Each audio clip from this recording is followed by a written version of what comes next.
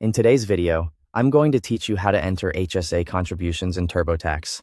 Before we begin, grab your HSA paperwork, most importantly, your Form 1099-SA. This form reports HSA distributions, which TurboTax uses to determine whether those amounts are tax-free. Having it handy will make this quick and accurate. Start by opening TurboTax and continuing your tax return. If you were midway through last time, pick up where you left off. Once you're in your return, head to the Federal section, then open Deductions and Credits. Scroll until you find the HSA MSA Contributions area. Choose Start if you haven't visited it yet, or Revisit if you're making changes.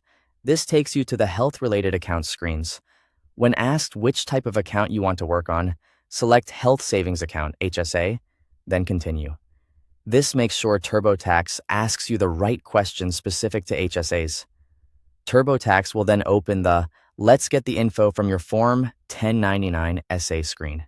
Take your 1099-SA and carefully enter the information exactly as it appears. That includes the payer's name and address, the federal identification number, the amount in Box 1 for gross distributions, any earnings on excess contributions in Box 2, and the distribution code. The distribution code helps TurboTax classify what kind of distribution it was, so double-check it against your form. If you're entering numbers from a PDF or a mailed copy, match each box to the screen to avoid typos. Next, you'll see Box 5, Type of Plan. Select Health Savings Account, HSA, then Continue. This confirms you're reporting an HSA and not a different medical savings account type. TurboTax will ask whether you spent HSA money on medical expenses only. Choose the option that fits your situation. Used all for qualified medical expenses, used part for medical, or did not use for medical. Answer honestly based on your records. If all distributions were for qualified medical expenses, they should be tax-free. If some or none were for qualified expenses, TurboTax will calculate the taxable portion and any potential additional tax. Keep your receipts and statements handy to support your answers. You'll then see an HSA summary.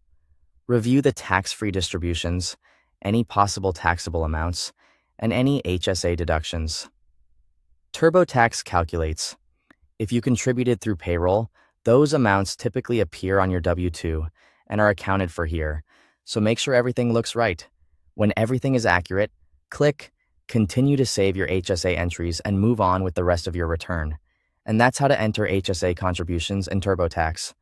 Thanks for watching.